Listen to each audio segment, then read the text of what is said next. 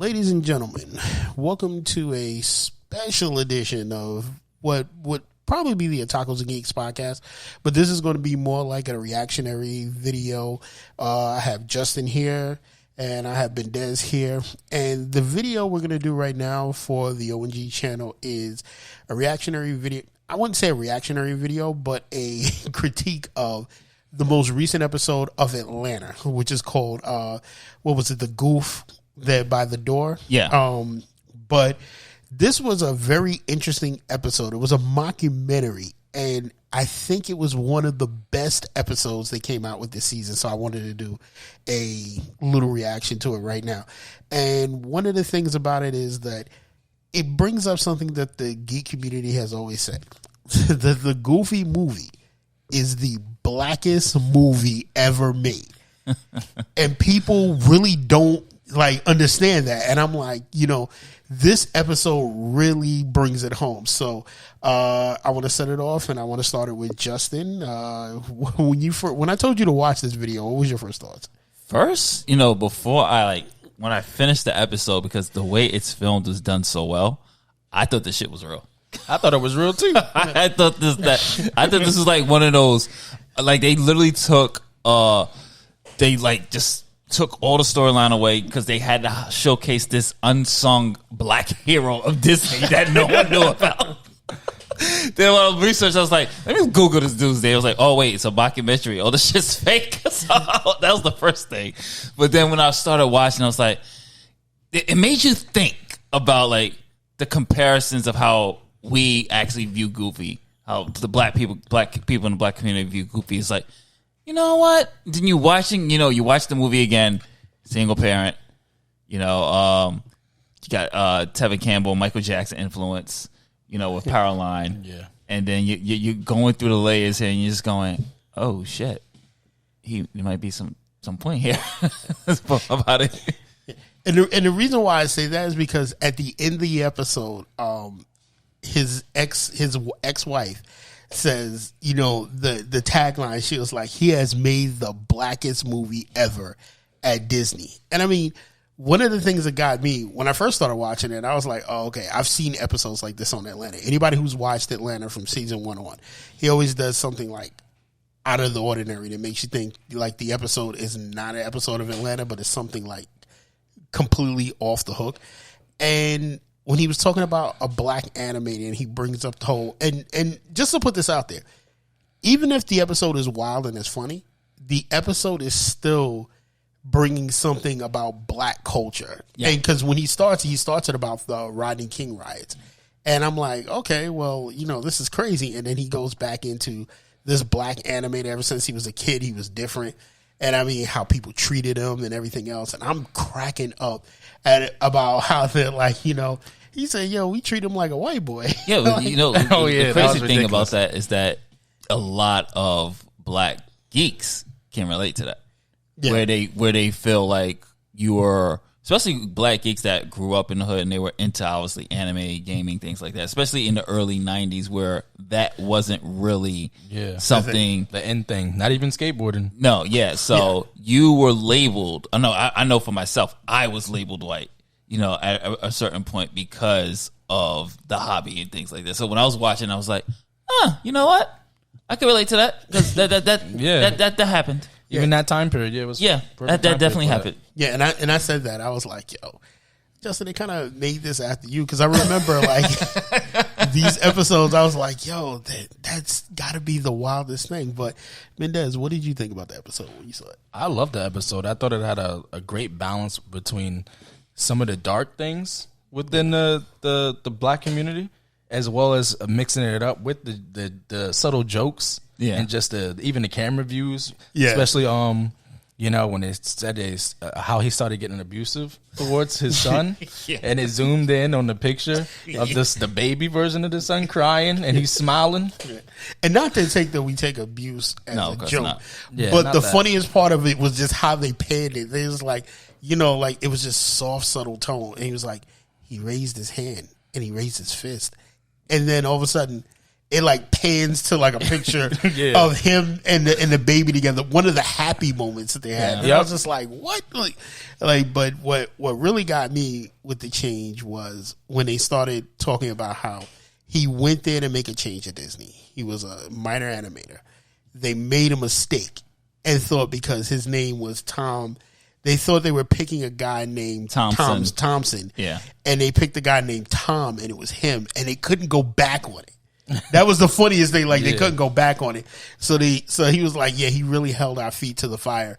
And they give him in there. And then you can see the transformation when he decided to make the Goofy movie from he was this, like, calm, like, animator, like, that was down with the cause and down with everything with Disney, to he all of a sudden he starts getting his inner blackness. Yeah. And then like the scene that got me was like towards the end when he's on the table. Yeah, what's he doing? Giving a peace sign, like throwing up the peace sign, Why looking the at other him. exec was there too? Yeah, and they're just in the background, like what? And like, or the one where he's standing next to the two executives and he's throwing up the peace sign and he's leaned back, and I was just like, oh my god, like he's really getting into it. And then when they were talking about, hey, like he was hanging out with Arsenio Hall. Yeah. He was hanging out with who else was he? Sinbad, Brian McKnight, and everybody else. And then you have Sinbad and Brian McKnight over there, and they're telling the episode like, yo, they had the music. They had Bryan Adams originally to do the soundtrack, and he was like, yo, listen to this, and he was like, do you think this is good? He's like, what do you listen to? And then we get the thing with Tevin Campbell, which anybody, I don't care who you are, if you've been to any Comic-Con, any geek culture thing, Powerline is the thing everybody cosplays. Exactly. And I even know people who play the Tevin Campbell's ending song. I think we went like we went to Comic-Con one day, and like people were actually doing the Goofy dance like to the ending song, and I was just like, oh my god. I was like, if this is not like epitomize the entire geek culture, I don't know what it does. But what was your funniest moment? My funniest moment for me is kind of dark. Is the fact that he was offered $75 million, and the guy, his cousin, the cousin at the interview, he was like, "Oh, they offered him $75,000 like to drop the CEO title," and the guy, and then they pan to the executive, like, "No. We offered him $75 million." That's how serious they were about getting him to let it go. And then he was like, yo, he turned it down. And it was $75 million paid over 10 years. And he was like, maybe he should have took it. But my man said, no, I'm seeing this movie through.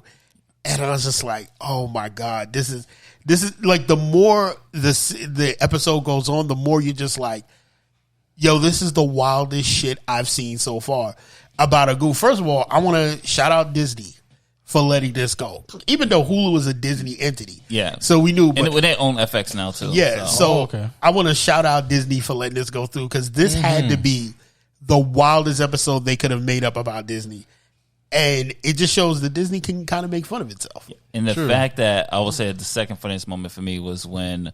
Minor spoilers is the ending shot with the glove and the boots. Oh yeah. That was hilarious. I noticed that immediately. Like how he's transforming, like he really started to think he was Goofy. He was just like he was driving like that, wearing the Goofy outfit. I was just like, this is too wild. What about you? What was your fault? My what about the part where he had the gun in the briefcase? Yo, what he say? He brings a gun to the animators thing. He said, because I want to show them I'm not playing around. And it's like, yeah, I'm not to be played with. And I'm like, who's doing this? Yeah, who's doing this? That's serious. Yeah, no, let me tell you what the wildest moment was. When he's in the office, he said, when the animator comes in, he said, I've been working for like 30 hours. And he said he goes up to the office and he's in there with, who was he in there with? I think he was in there with Arsenio Hall. It was Janet Jackson. Oh, yeah. It was Janet Jackson, somebody else, and I think Brian McKnight was there, too. Yeah. And he was like, I stuck my head in the office just to let him know. And he said, yo, who ordered the white rice? Yo, that's messed up. And I was just like, Yo, they let this go? Yeah, it's crazy. I was like, they really let this go? I was like, yo, this episode, don't get it twisted. Let me tell you something. The entire this is the final season of Atlanta. Every episode has been a wild episode. And if you have not checked it out, you need to. Yeah, it is funny as hell. But this episode, this takes the cake. As they're seeing, like, if you go online and the reviews are saying, "Oh, Goofy movie has a new origin story." Yeah, for real. Yo, it does. It does. Like, this is the real origin story now. Yeah. Like how you replace the real story with this fictional. It was so one? good. It was done so well. To be honest with you, this is the origin story for the Goofy movie. And I have to say, like, Donald Glover has, like, elevated this show and, like, the stories that he came up with. Nobody else would come up with it. And how do you keep in touch knowing that everybody loves the Goofy movie? Mm-hmm. I think it had to be like one of the biggest movies out there, like the biggest sleeper movie. Yeah, true. Because it's not even heavily promoted on Disney Plus. It's like, it's one of those Disney animation movies that's kind of swept under the rug. I mean, you will hear about the Disney princesses all the time. True. Yeah. You will barely get a mention of. They will mention extreme Goofy movie before they do a Goofy movie, which is crazy. They mention the sequel more than they do the Goofy movie, which is wild. And the Goofy movie is best. Like, there are so many cosplays of the Goofy movies. What was his son's love interest in there? Oh, Roxanne. Yeah, because everybody cosplays that all the time. Like, I've seen so many cosplays on there for that. I've seen so many cosplays of Powerline. I've seen everything from that movie, and yet Disney, this is something Disney needs. After this episode, they need to really promote the Goofy movie. And also to find out, and this is a fun fact, that he was the one behind all the black Goofy memes that they come up with, that he was drawing. Like, yo, what was the last one? It was B, this is how you live. This is how you live. They're like, and everything was like Goofy in the barbershop, Goofy on the basketball court, you know, with the fade and everything else, that those all came from him. And his realization, he was like, yo, Goofy is black, bro. And I was just like, but we've been saying that for years. Like, or the part in the episode where he was like, yo, I don't want Mickey in my movie. Yeah. Like, he was like, I don't want this. And he was just like, but he's the mouse. Oh, but we got to talk about how the alternate and the original ending. Oh yeah, that's wild. How dark it would have been. Actually, to be honest, I'd rather you watch it to see what the original ending was supposed to be. But so it won't spoil that it part. was wild as Definitely hell. wild.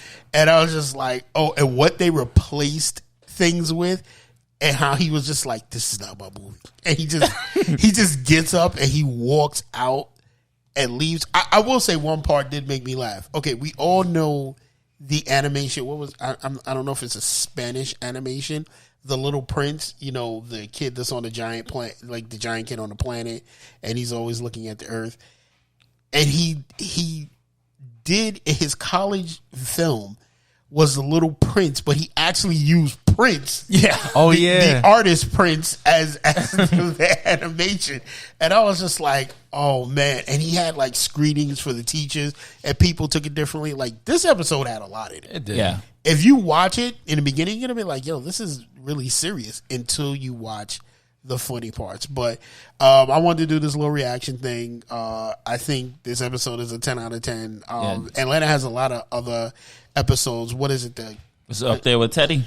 The Teddy Perkins episode was like the wildest episode for that season. I think it was season 2, right? 2, yeah, I think so. Season 2, the Teddy Perkins episode was the wildest episode. This is now kind of like gaining ground over the Teddy Perkins episode.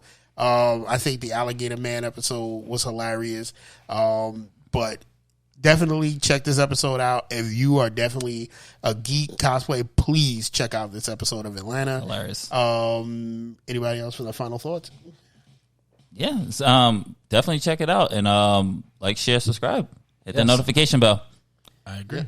You guys want to plug the other stuff up there? You guys? Also, of course, UWL. You can check it out on this channel right here. Every we're home already. every Saturday, 7:00 UWL. We do our WWE 2K Universe mode. Check out all the New York Comic Con coverage on if you're watching this on the website, and of course, most importantly, visit tacosandgeeks.com if you haven't, or if you are on the website, browse. Later days. Yep. Also check out Chronicles. Hopefully we'll be back soon along with Beer and Goods.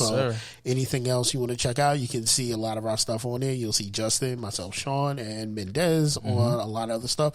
We promise to get more content, but if you like this kind of content where we're kind of like critiquing videos and giving our reactions to things, let us know. Let us know in the comments. And Mendez? Oh, don't forget to check out Justin's anime and manga reviews. They've been really good. I've been enjoying them. Put me on. Thank you. All right. Well, this is Sean. That's Justin. That's Mendez. And I want to say, have a good day and later. Later days.